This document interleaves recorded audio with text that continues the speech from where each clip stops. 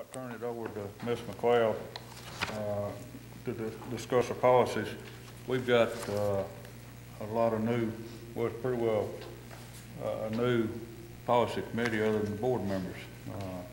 So if we could, I'm going to start here with Mr. Vice Chairman Blair. Let him just go around, just basically mention your name and maybe what your occupation is, your job or whatever. Mr. Blair. Wayne Blair, school board member. David Nipper, a school board member. Helen Blankenship, school board member.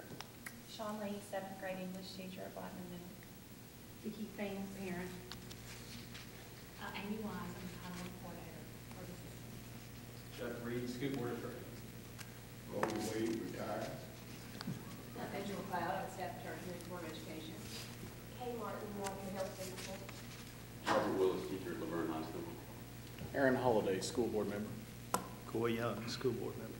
Tim Tackett, school board. Don Odom, director of schools. And Terry Hart. Let me just say I appreciate everyone agreeing to serve on this committee. Pretty well what this committee's job is basically we make the policy here and send it to the board, and the board votes on it.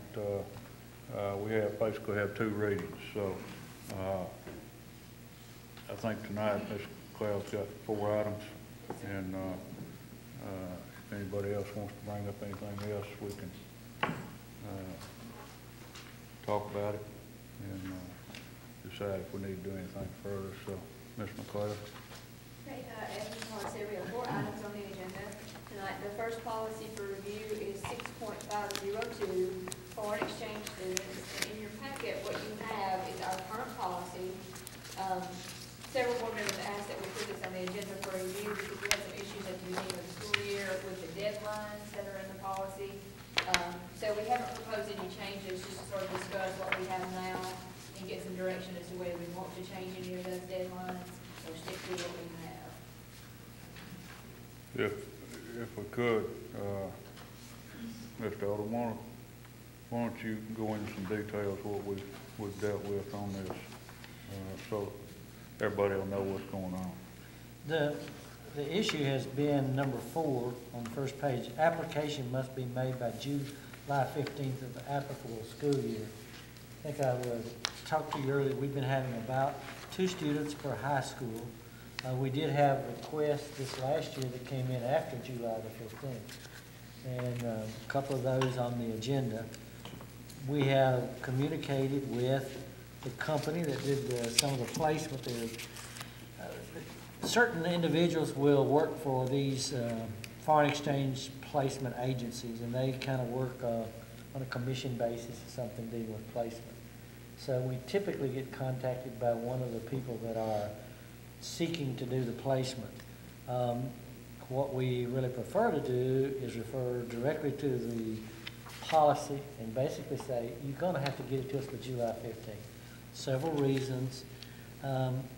You see, we have to accept before they can bring the student from a foreign country over here. So there's a delay in time between those 2. And so it's really unfair to students. I've seen some cases in the past where if this wasn't done, and why this wound up in our policy with July 15th originally, was because it put some undue hardship on some students seeking to come over here at the last minute. School was starting near the 1st of August and all. So we just feel that July 15th at least is something we kind of need to adhere to for the receiving family and for the student and the issues associated with it. They are reviewed by our ESL coordinator, and she tracks which schools have them and how many. Basically, first come, first served is the way that that's treated, as long as the paperwork and all is there. Anybody, Mr. Blair? I don't know if this is a venue to bring this up, but could you remind us, Mr. Odom, what, how the BEP and the financial situation on having a foreign exchange student come to us? A foreign exchange student would earn average daily membership just like any other students, which would be your state funds. the family that they're staying with would probably pay the local taxes to that extent. But what you're doing is actually adding an additional student. There's about $3,000 in additional local monies for each student in Rutherford County Schools. About close to 6,000, about between 5,000 and 6,000 state monies they get in, and the remainder of it is local money. So your fiscal impact from local funds would be somewhere in that 3,000. So if we have 6 large high schools, soon to be 7, and there's 4 slots. when 2 you- usually per high school. 2, okay. 2. But even 2, that's 12. 6,000 per high school. And if we utilize every slot with, including Eagleville, that's quite a few bucks out of our pocket. Is that? That's true. Asking the placement agency to pay that, is that an issue?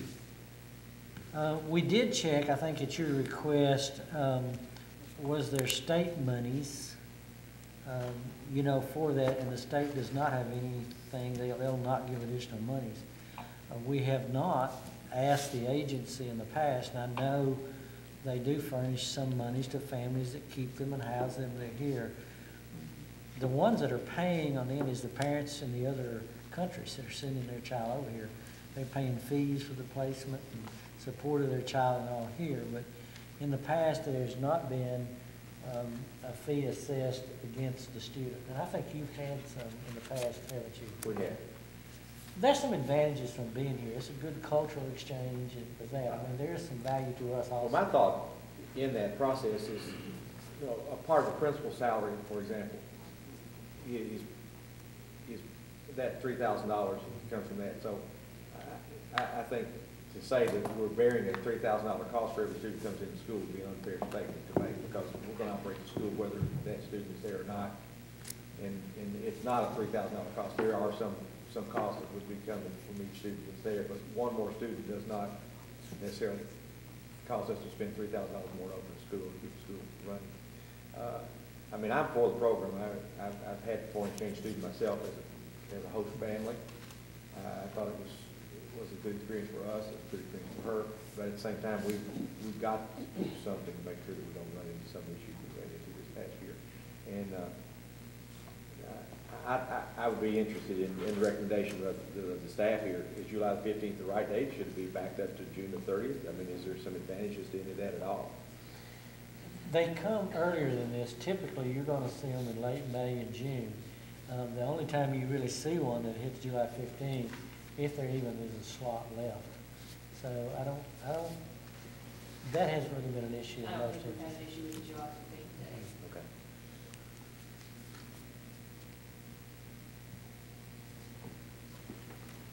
Anybody else?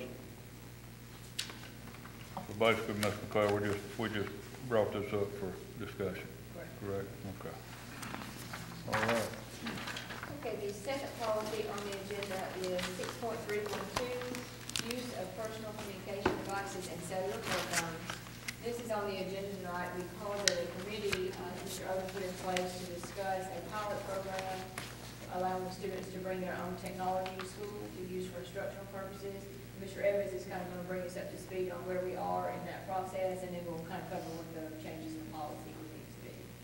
And Mr. Nippers also served on the end of that, so he's participated. James Evans, for those who don't know me. Mr. Odom, a couple months ago, asked me to put together a committee to start looking at what's called BYOD or BYOT, which is bring your own device or bring your own technology. It's more of a national trend right now. A lot of school districts are adopting it. Locally, Wilson County and Wilson County are doing it. Wilson County went district-wide this year, and I saw that they won some sort of technology award for the way they implemented it in the classroom. And so we're looking at doing a pilot program for maybe up to 6 schools next year. And what this basically means is that students will be allowed to bring their own technology to school if it has a minimum of a web browser on it. So like Kindles, iPads, iPod Touches, PlayStation Portables, things like that. And this policy, if you guys choose to change it, would allow them to be able to use that in the classroom with the teacher and the principal's authorization. It's not meant to be a required device, but more to be to an enhancement of the classroom. There's a way for students that they can use it, taking notes or reading text or things like that, looking things up on the internet, they can do that. The real advantage for the districts to do this is that we're never going to reach one-to-one computer ratios with students. We're just never going to get there. We're never going to be able to stay on top of technology. And so the reason this has become such a national phenomenon is that people have realized if the district can just get the infrastructure for the network where it needs to be, then students that have the devices can bring it, and that helps add on to what we're already using. And then those computers that we have in the classrooms and we have in labs and on mobile carts, the kids who don't have those devices, they have more access to those types of computers. The principals that have served on this committee have been very favorable of it.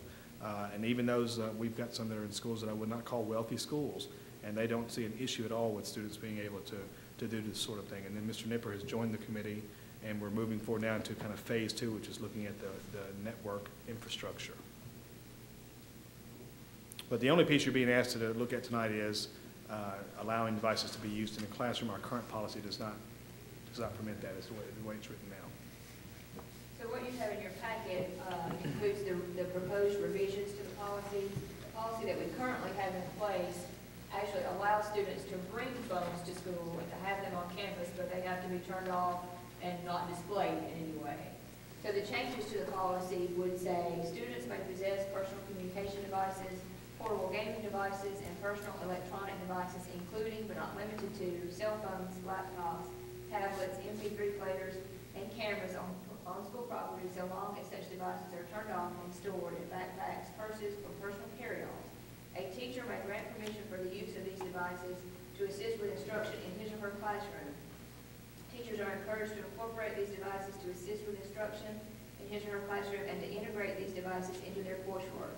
The principal or his or her designee may also grant student permission to use such a device at his or her discretion. Students must adhere to the Rutherford County Board of Education's acceptable use policy when using personal communication devices as permitted in this policy.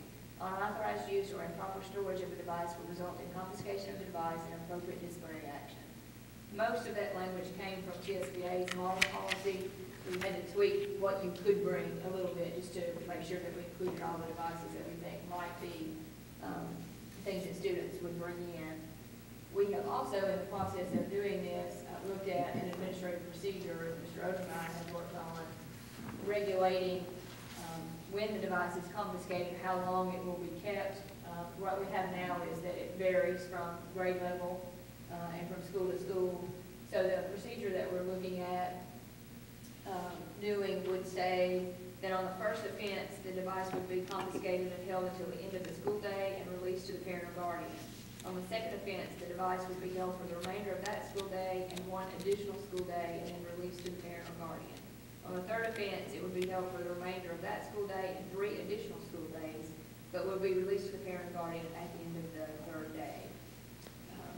Any offenses that occur after that, the disciplinary options that the school would use would be those that are already in our discipline code for persistent misbehavior, and we would not take the device other than, except at the end of that school day and release it to the parent or guardian, but it wouldn't be any longer than the 3 days for the third offense.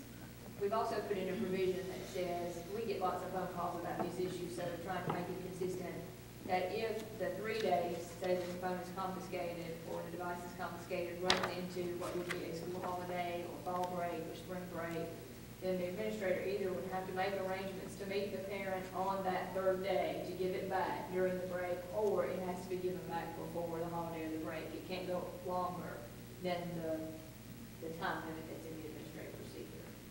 So sort of twofold is changing the policy to allow these devices to be brought to school and used during the school day for these limited purposes, and also sort of at the same time consistently applying the procedure for what we do when they use it inappropriately.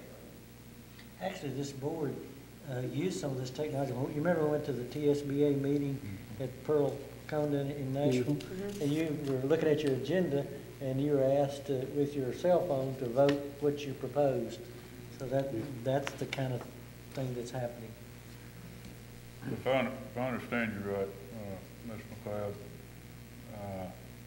the only time these things ought to be out in classroom time, correct? Correct. So I mean, If they've been given permission to use it. if they use them, okay. So if they catch me in the lunchroom with them out or whatever, they're confiscated. Okay, Mr. Chairman, let me ask this. Is it hard set that first offense is just 1 day, or could it be a sliding scale, like if a kid takes inappropriate pictures of another kid, could that phone be confiscated for the rest of the year? Well, if you get into issues like that, it becomes sort of a law enforcement issue more so than a school issue, and they confiscate the device and use it for their investigation. Okay.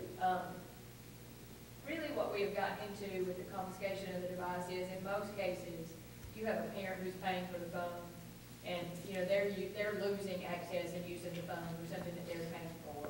Now, principals during our committee meetings did express that they felt it was important that they be able to take it when they had misused it, because they didn't want it to just continue for the remainder of the day.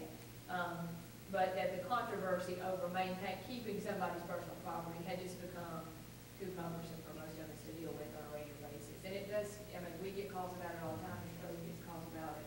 So I think this takes the, you know, it sort of just makes it standard for everybody. Was there also a change made with the buses? Yeah, that's correct. We also had a provision in the current policy that says that phones cannot be used or displayed on school buses. And in discussing it with Mr. Snell on transportation, we felt like that was sort of, if we change the policy to the new policy language, that would be inconsistent with what we were saying. So we needed to allow the use of them on school buses as well. And I think everybody the committee kind of felt like that might improve behavior on buses. They were allowed to listen to music or, you know, things like that. So, Unintended consequences. What, just curious, what age, as far as these, you know, iPads and all that, what age do you think they'll bring to school? well, the pilot is just for middle and high school, is that right? There is an elementary fact in there. Okay. Williamson only does grades 3 through 12. But I mean, if they can find, I mean, as these things adapt and become more common, if they can find a use for them in kindergarten, first grade, and the teacher and principal agree that it's allowable, this policy will allow them to do that. Just depends. And technology changes so quickly, who knows where we'll be in 6 months to a year.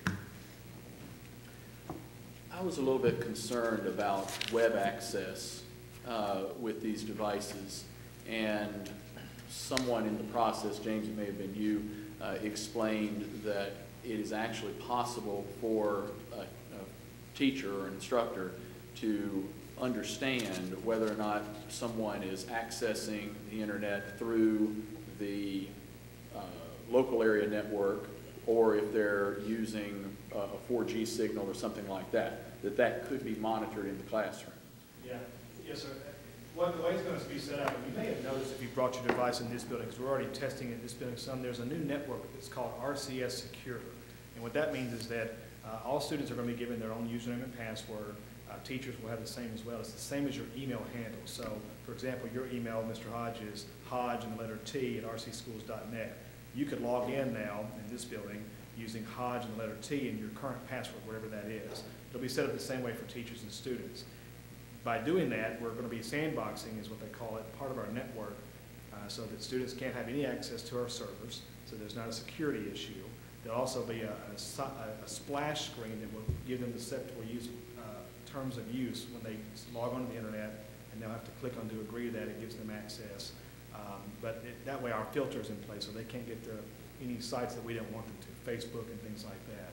So if we see someone on a phone, we see Facebook on it, we know they're not connected to our network because our network won't let them connect, and the student could be disciplined appropriately. Well, excuse me, I mean, several of the large hospitals in Nashville are already doing that. I mean, they, when you go into, even in school, the hospital here, you have to go through their server first. So. My concern is, I wonder if it's appropriate to eliminate the school bus provision in the policy when the school bus is still going to be on school grounds, close quarters of multiple age groups, and yet beyond the assistance of our filters. And I just wonder if it could be more prudent to leave in place that school bus provision that says that these technology devices are not appropriate to be used there, or perhaps only appropriate to be used in cellular communications or somehow limited. I can well imagine students congregated in the back of the bus with internet access. Well, and that would be for the possibly the board to decide whether they think it's appropriate or not. I mean, the intention of the committee, what we were discussing was, like Ms. McLeod said, that it might be a good thing to have some kids distracted so that they're behaving more and they have their own entertainment. You know, we do have a camera system where we can monitor those sorts of things if we get reports of someone using something inappropriate or looking at something inappropriate. Those cameras are pretty good at seeing what the students are doing, and we can handle that as we do with discipline issues now. But, I mean, that's just a prerogative of the board.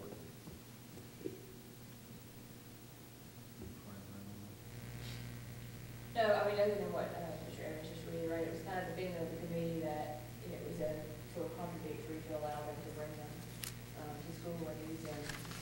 And I think that part of the concern that Mr. Snell had was that some bus drivers are letting them use it now, some are not very consistent. So whatever we do, that we want to be consistent about applying it.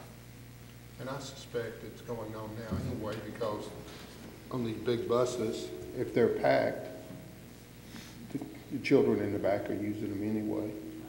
I mean, there's just no way to monitor that and be safe on the road, so. Anybody else? Mr. Young? I understand we're going to use these at all schools. All schools will have this capability of having the devices there. The first year, we're hoping to do a pilot program with 6 schools. This policy would be in effect for system-wide, so they could start doing it if they wanted to, but the Wi-Fi improvements that we're talking about would only be available at 6 schools the initial year, so we can test these things and work out kinks in the system and issues that maybe we haven't thought of yet. Then the intention would be hopefully to launch it system-wide as soon as possible, funding available. The system-wide, the other schools, see, part of the Common Core assessment through PART, 14, 15, has got to be online. And so the state is now doing a survey, which we've already turned in some of our data. And there's supposed to be a special appropriation possibly that's next year that will come based on where your district happens to be to allow you and help you put in these nodes within the building for wireless access. And that the state will furnish monies for that for the park assessment. It would be the same thing to use it for instructional purposes once you have those nodes in place. So hopefully we're not going to have to pay for all of that ourselves. That looks like might be provided. Probably not to start next year. We have 2 schools now that are being tested with two different configurations. The issue you have is that you can't just flip a switch and say you can start using these because our networks can't handle that many users right now. They would crash or would just really get bogged down. It's an issue called Wi-Fi density. You've got to have enough capacity for that many users to hook up. And so our technology department has ordered equipment for 2 different schools, 2 different configurations. Steve Solomon he's our IT director.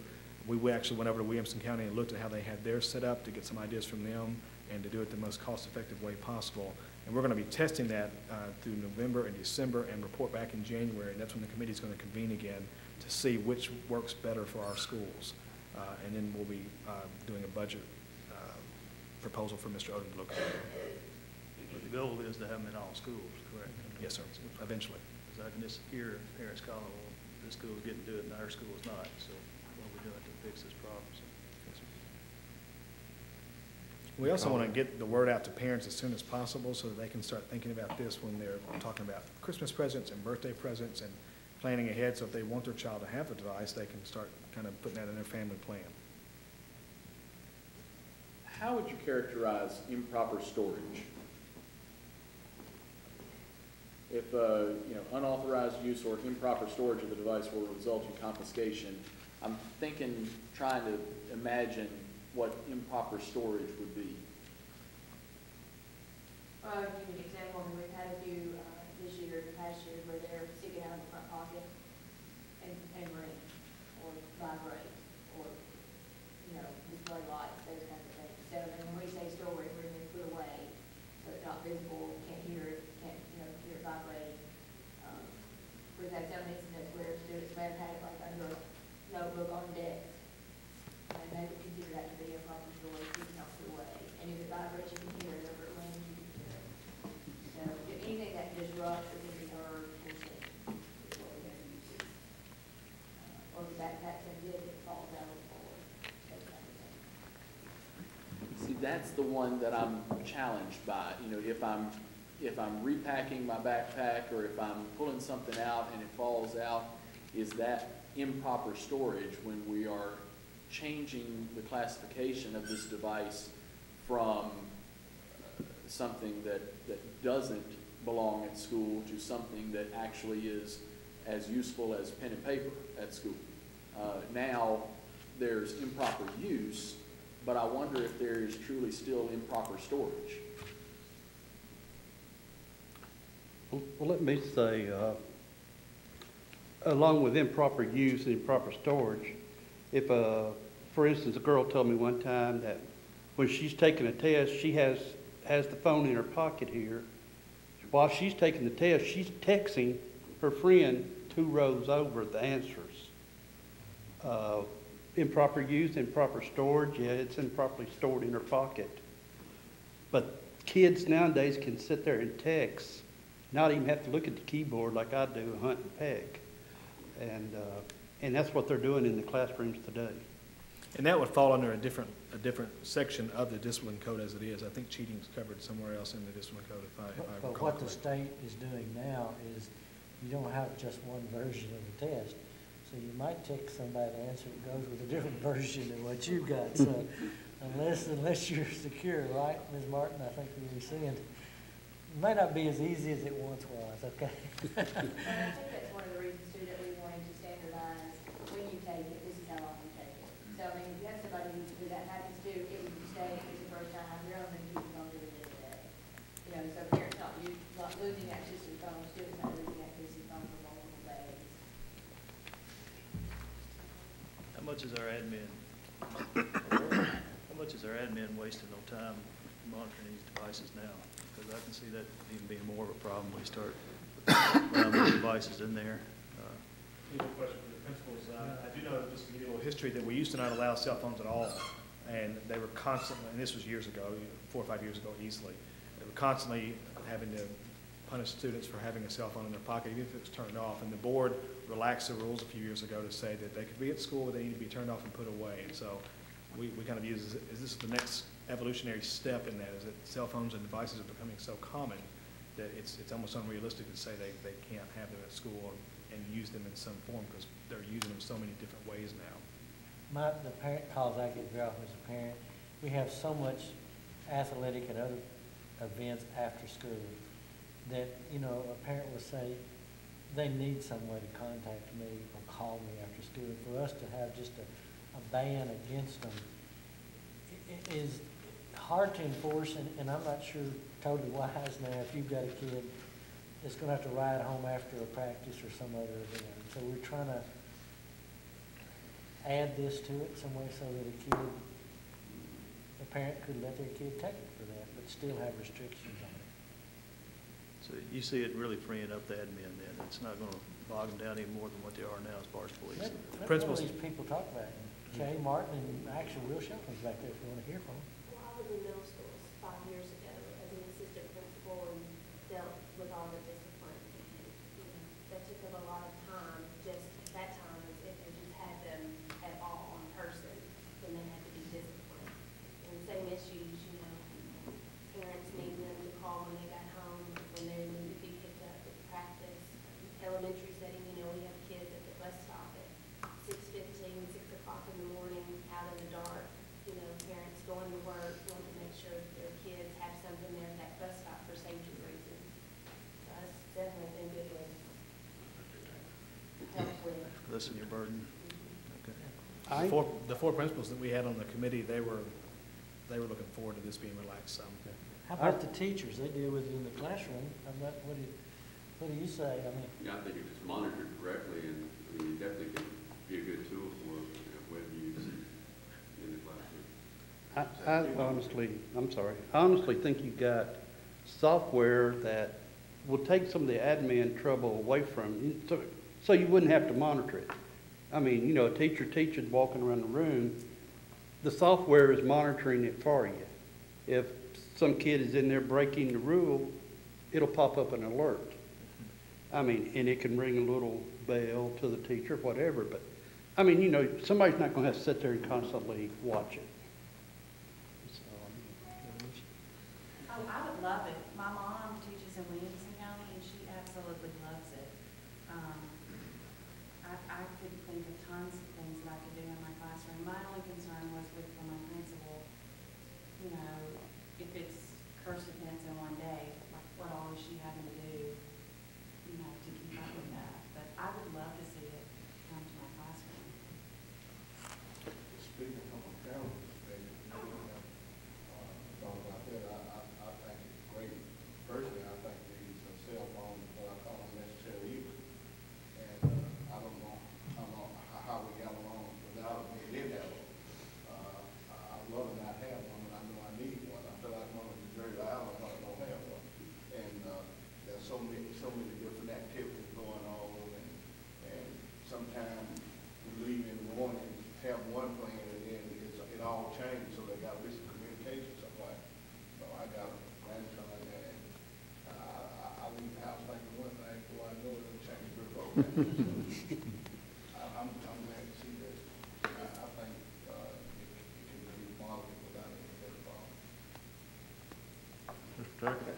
Two things. One, deacon behavior has been part of school since before cell phones, whatever. And good, in my experience, is good teachers will monitor whatever they happen to be, and bad teachers or those that don't have good discipline in the classroom will have problems with whatever. So I think the good ones will understand and use rationale, reason, and so forth. Second, I just want to be clear that the principals, that's what I'm hearing, will, if you would speak up otherwise, but are comfortable with the changes we're making, because it is an administrative issue that we need to make sure that we're doing what administrators can best work with. And I certainly would want to not do anything that would bring administrative issue on things. But I'm assuming that's all true. But yeah, Will can speak to it maybe. I would state that I have far more conversations with parents about cell phones that we've confiscated than I do any other issue at school. The only thing, and I'm all for a uniform policy as far as the duration of the confiscation and how we're going to handle that. The only thing that I would suggest as far as what's been proposed here is that it's stated that we're going to return the phone strictly to the parent. We have parents who work in Nashville, and they simply cannot get to school to pick up a phone. So I think there does need to be some provision allowing us to return the phone to the student if the parent is unavailable to get it. We have this, the confiscation, the piece and all was not a part of the policy, was with administrative procedures, which is something that, and we'll make note of this is something that I can issue, but it allows us to work within the confines of the policy, but to do something that if we have an issue, we can change it relatively quickly without you having to come back and do 2 hearings, another policy committee meeting, and that sort of thing. This is the framework for the operation, and then what Angel is the first draft of how we might give instruction about how to implement it. Proceed. That's administrative procedures is what it is. Are you ready for a motion? Well, if I can make one, if I can follow up on that, my days would be the same. There were times, especially at the high school level, it did seem rather silly that we had the rule in place that a parent had to come in and pick it up, and they really went way out of their way to do something that would have, the purpose was served. Now, maybe on third offense, something like that, then it becomes, parent has to come pick it up. I go with that. The first offense, I would find no issue at all with saying to be returned to the student, making sure that the parent's been contacted and noted, maybe even the second time, I don't know, but I think when you get third, I'd like to see that really with some teeth in it. The third time it's happened, it becomes not, it does not become a cell phone issue, it becomes a disciplinary issue that goes beyond that and really start making some things happen. Anybody else? Is there something in the policy about if the device is damaged, and what responsibility the school would have for that, if it's broken in school or stolen. It is, it's in the very, it's in the very end of the life care rental policy, that we will have responsibility for loss damage, for our first use. And when we launch this program, we intend to make sure it's clear to parents and may even have some sort of waiver that they sign if they want to participate. We haven't got that far yet. Mr. Blair? Move to approve. Second. A motion to approve, we got a second. Any further discussion? All in favor say aye. Aye. Any opposed? Motion passes. Number 3 on our agenda is policy 6.316, suspensions. And what you have in your packet is our current policy with, on the first page, number 9 added as a cause for possible suspension or expulsion, possession of a toy weapon on school property. A toy weapon would include, but is not limited to, a pistol, gun, firearm, sword, or knife. The exception to the policy would be toy weapons that are brought to school for school functions. History, we have some historical reenactments and those kinds of things, and we've had some issues with floats, like for high school parades and that sort of thing. But if it's an authorized school function, then that would not apply. The only thing I would suggest with respect to the language, we talked to Angel late this afternoon, this exception would probably need to plug into this policy. And I know Angel talked to TSBA, and they shot this back to her late this afternoon, but with respect to the exception, it'd probably be better worded if it says, with the exception of toy weapons brought for school-sponsored or approved purposes. Yep. So school-sponsored or approved purposes. Because if you really read the way it's currently written, I guess someone could bring something to school, some school function, and it would fall within the exception. And that's not the intent of this. So I think it reads better, and it's more consistent with the intent to say, with the exception of toy weapons brought for school-sponsored or approved purposes. And that would cover your plays, drill team, things like that.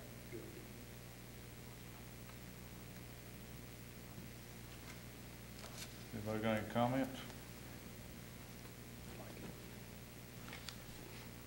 Like it. Anybody? No motion? A motion to approve. Second. A motion by Mr. Nipper, second by Mr. Holiday. Any discussion? All in favor say aye. Aye. Any opposed? Motion passed.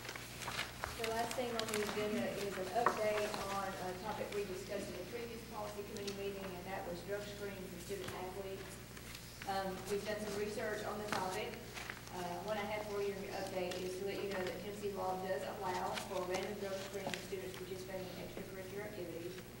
Several of the smaller surrounding counties around us that we have talked with have in the past implemented policies for screening. Most of them have discontinued their programs because of lack of funding. Most of the ones that we have talked to used Safe Schools funding to fund the program, and that money has been cut gradually year after year. The counties surrounding us that are larger counties, Davidson County, Shelby County, those kinds of places, do not have policies in place currently. If you do screening, it has to be overseen by a qualified laboratory. So what we did was look at the lab that we are already using to do bus drivers and contractors and our safety-sensitive employees, just in terms of cost and those kinds of things. They are running a program currently for one Tennessee county, and they do a 10-panel drug screen for them. And this county has chosen not to do the steroid screening, but the cost for the 10-panel and the steroid screening, which is something that Mr. White had indicated interest in when he presented before us, was about $150 per screen. The way that the counties that have done it have run their program is that they screen about twice a year, once towards the beginning of the year, once towards the end, and then they do random if suspected, if usually suspected.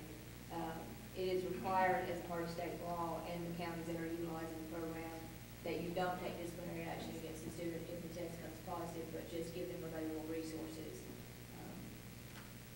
solve the problem if there is a problem. So as you can see, it's fairly expensive per test. The issues that I see with running the program is that, number one, cost. There's obviously cost associated with it.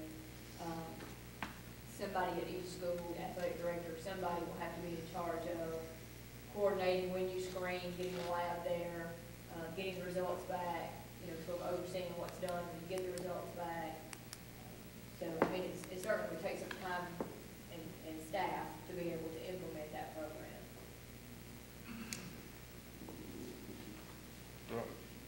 I guess explain the no disciplinary action. Well, I think if you read the statute, the purpose behind it was to identify potential problems for adolescents and to give them resources to kind of correct their problem. But if you drug screen somebody, you can't determine that they used on school property because obviously it stays in your system for a period of time. So the reasons that we have for disciplinary action are use or possession of drugs on school property, and you can't pinpoint that by a drug screen. So it doesn't really fall into the categories that we have for disciplinary action, and I think the reason behind it is to try to identify, kids who might have problems so that you can solve those kinds of problems, and not to punish.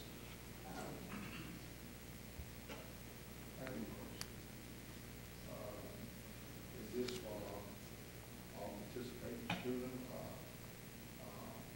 based on suspicion? I mean, how you determine if all the people on the screen, someone determined that?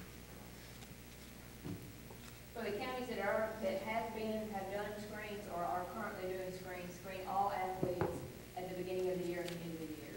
At some point, now they don't tell them, what particular day, but then if they suspect a player is using for whatever reason, then they also do random screens throughout the year. Just thinking about the experience, you said participating in extracurricular activity. So that's pretty quite a thing. If you consider the counties that have done it, they're doing athletes, band members, any of those. But so for us, it's a large number of students at each school. You can have 100 players or something on a football team suited up when you start looking at it. With 100 players on a football team, and I think for, 6 schools, that'd be close to, 600 kids? I mean, or at least 100 kids at, say, Oakland or whatever, wouldn't a coach kind of know or suspect a kid? Instead of doing all 100, wouldn't they come to your... Just do random. Yeah, just do random. Suspicion testing. You wouldn't Right. have to necessarily. I think from most of the folks that I talked to, they felt that the most, it had the most impact, the program had the most impact because they knew they were going to be screened at some point. So if you don't at some point screen everybody, you don't really get that effect. Right, but I know some kids, though, it's like, oh no, my best friend got drug tested. Are they coming after me next? I mean, that makes them almost likely not to do it. And if you're going to do random, then whoever the person is at the school that's keeping track of it sort of has to keep a list circulating, keep up with who's screened and when, those kinds of things. But you certainly could do that. But the cost wouldn't be as much. Right. Mr. Holliday? Is there still in athletics a required pre-participation physical? Is a drug screen any part of that? Not that I know of. Could it be?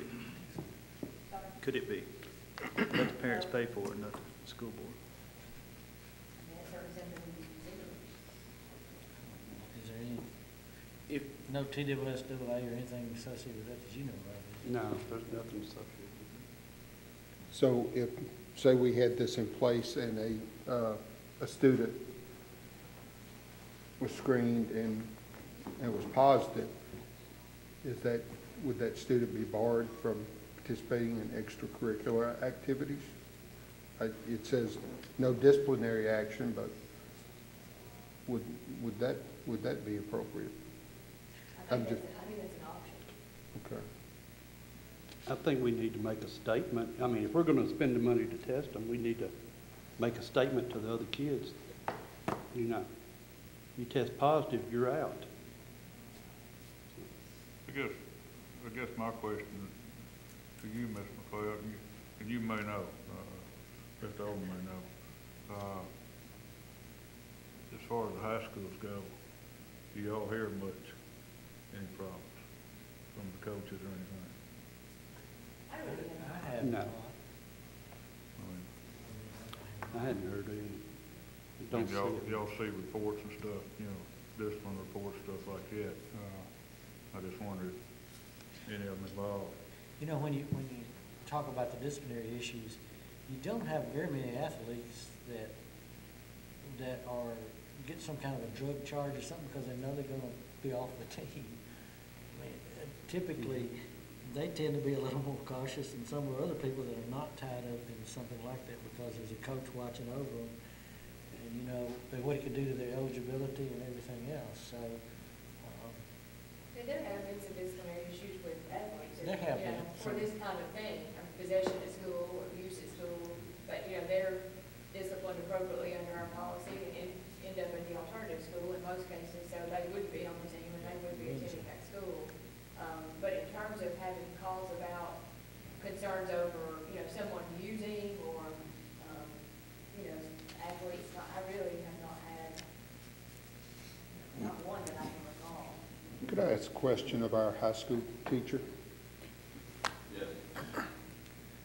The students that have problems like this, you're pretty much aware of it in the first place. I mean, since you see them every day and you can tell when their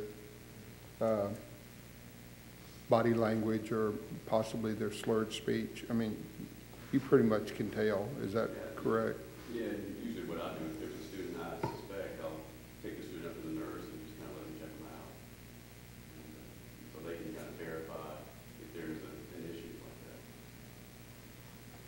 So we probably already know the problem students right from the get-go.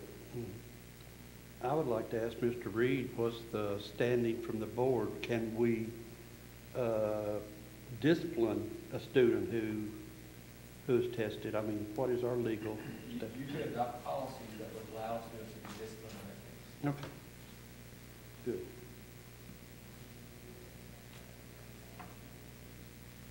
I think just make a general comment, I think one of the biggest things we're looking at is this $150 fee. Because I'd say once you start, you probably got to do it. What I'm saying is, I don't think you test the same, you know, 4, 5, 6 individuals without catching some of the, including some of the rest of them. Is that correct? I mean, how would you? Are you just targeting? Well, if it's random, I guess there has to be some process implemented That's what I'm. to choose how you're randomly doing it. You can do it by student numbers or just computer-generated random list. There's a variety of different means you can do that. I guess what I'm going back to, you're not talking about 2 or 3 or 4 per school. Your numbers would be a whole lot greater If than you that. random, Yeah. I would guess it would be more than that. Then I'm just not, you're talking about all sports, correct? Correct. So we're not just talking about a football team of 100 players. You're talking about basketball, baseball, softball, whole 9 yards. So, I think you're dealing with some big dollars. Mr. Clark? I suggest that we use this for information purposes at this point and give it some thought, continue to look at it, and I don't see with the price tag on this at this point that we try to make a decision tonight. I think it may be something we do at a later time. I mean, we're well into the school year already, so you know, this is a pretty big financial and time commitment. I think we should sleep on it, if you will, at this point. I guess my next question would be, from the committee standpoint, is there anything you want Ms. McLeod to do further? Mr. I'd Taylor? like to see if there's information out there that would suggest what random percentage would need to be used to be effective. In other words, are there systems that say randomly doing it at 10% has to be done before you can really see it affect. Can it be done at 5%? Does it need to be 20%? Because it's, you know, we don't want to be in a situation where we do it more than we have to get the bank or bucks up for it, but at the same time, if 2 random tests across the system is all we're going to do, that doesn't seem to be. So I think that's a number we've got to hone in on. And second, we'll have to identify, for the purposes of this statement, if we're talking about extracurricular activities by the definition of the term, you're talking about 50% of every middle and high school, in my opinion. I don't know that for sure, but it's going to be a big, big number. I mean, you got bands out there that have 125, 150 kids, on top of choirs and cheerleaders and so forth. I mean, you're talking about a huge number of middle school and high school, which is good. That's what we want. But I think we need to keep in mind, we're talking about 12 to 15,000, I would guess, in my quick mind thinking. That is the body of work out there that we've got that would be dealing in extracurricular activities in grades 6 through 12. A whole lot of money, and from the perspective of someone may come in about passing it on to the parent, I would be against that, because there are some parents that probably would hurt them financially, have to pay the additional $150, having to pay fees for all these different extracurricular activities and everything. Some people cannot really afford it. Well, just as a note to that, in the statute, now I think if you're talking about requiring as a part of the pre-participation physical, it would be different, but if we implement a program, we must pay the cost. We pay the cost of it. But that is, you know, that is another $15,000, $20,000 that would be spent on something else. We just have to be prudent, and that's what I'm saying. What percentage do we need to be randomly testing? Attach it to be effective, and then attach that cost, and then we can make a better decision, a more informed decision. And I may just make mention that I think everybody understands, we're looking at this thing to help the students, sure. Not just to, say, target, students. And the reason I'm bringing that up is Coach White is the one that brought it to us. People new on the committee, he experienced it firsthand, and it was a costly deal for him and his family in dealing with it. And so I just want to make that point that we're not doing it.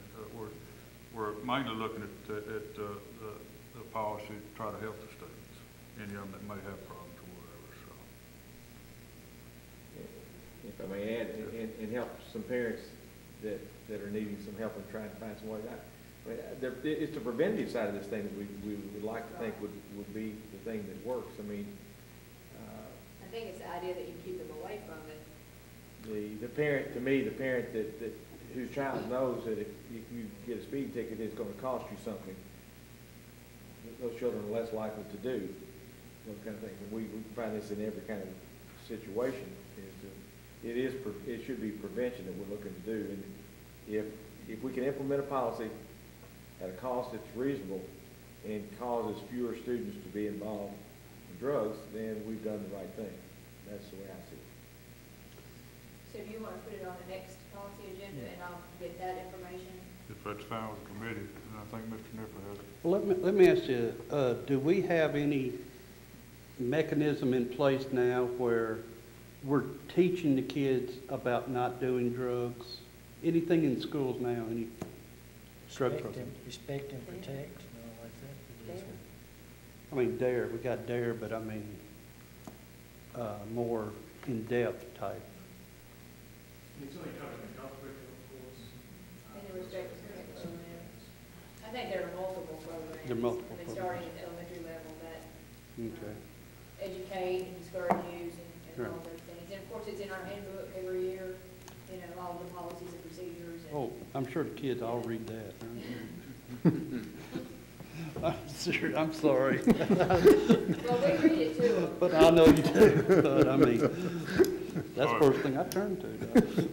So if everybody's good with that, let Mr. McLeod put that, do a little bit more research on it, bring it, next meeting. Could I ask, could we provide some data that shows how much of an issue this has been in the past? Well, I don't know that we have any data because I certainly don't I haven't gotten any calls, concerned about it, and I don't know if schools, I'll check to see if they're tracking any of that. Yeah, I mean, I think it'd be good. We need, I think, to make good decisions with decent data here to, I'm all for forbidding any kind of drug use, but even the cost seems high to me, $150 when I was working in manufacturing. I think we did drug tests for like $50 or $75, so this seems very expensive to me. Well, it will be, I will say that the data I'm talking with the company, if you don't do the steroid testing, it's much less expensive. So the 10 panel would be a significantly lesser cost, but if you add that test onto it, it's much more expensive. It'd be good if you do a little further research on it. I will. All right, I believe is that all you have, That's Mr. it. Webb? Does anybody else have anything? Mr. Chairman, Yes, sir. I had a recent conversation with Mr. Odom, and he pointed out to me the existence of our board policy 4.803. And I know that as a committee, we're only handed out the ones that we're prepared to look at this evening. And I don't raise this necessarily for discussion, but only that others might take a look at it in your leisure as well. It begins with no religious belief or non-belief shall be promoted by the school system or its employees, and none shall be belittled. Mr. Odom, I was curious, as we had a conversation about this and then we continued to look at this, there is not a penalty in this and many other board policies. In the event that a policy such as this one may have a violation, is there something in procedure or in the handbook or something that gives you guidance on how to work through that? You just go back to your normal disciplinary action is the way I would see it. Are you talking about for employees or for students?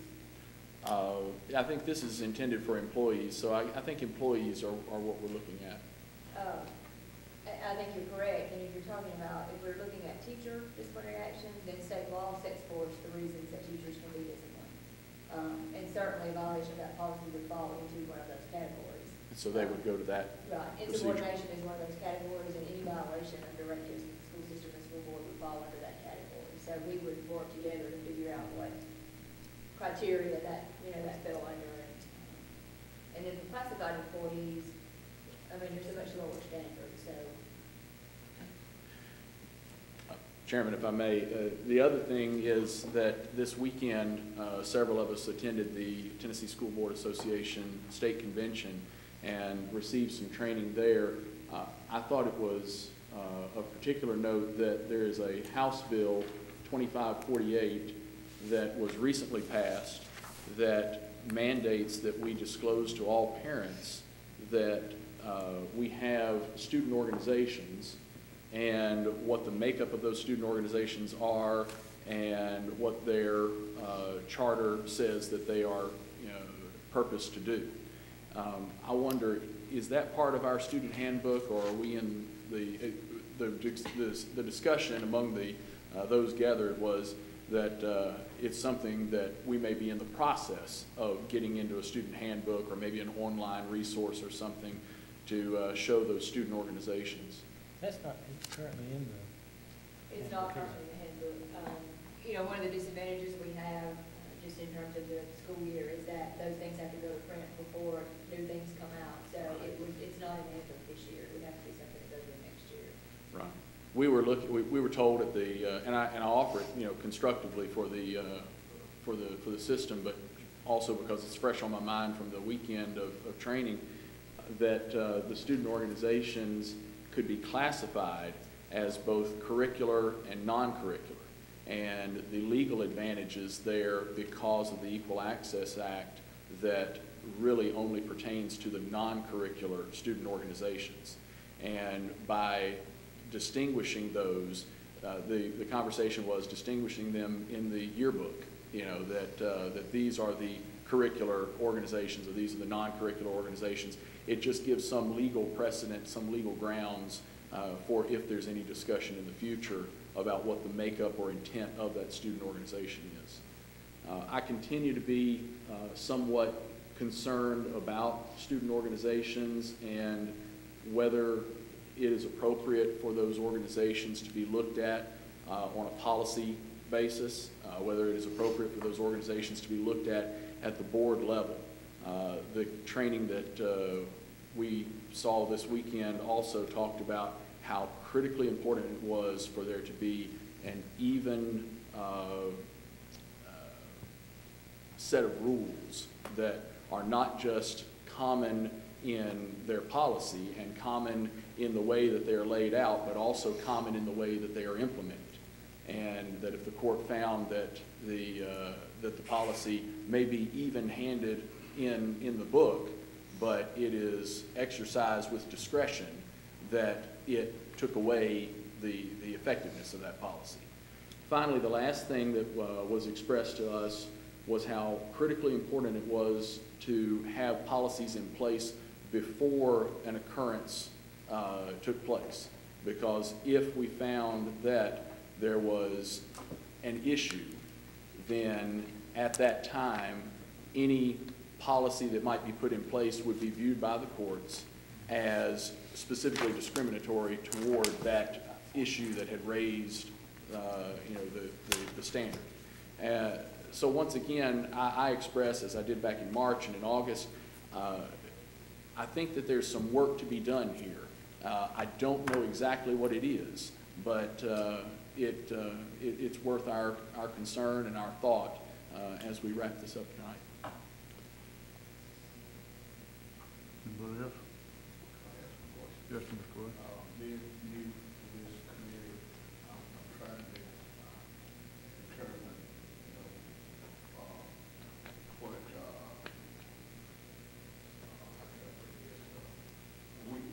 are we allowed to share concern and ask about certain things? Yeah, well, she's got the agenda items, but, it's just general discussion. You mentioned something about the religion aspect. I guess it would be something pretty similar. A particular incident happened a couple of weeks ago. I think you might have been called about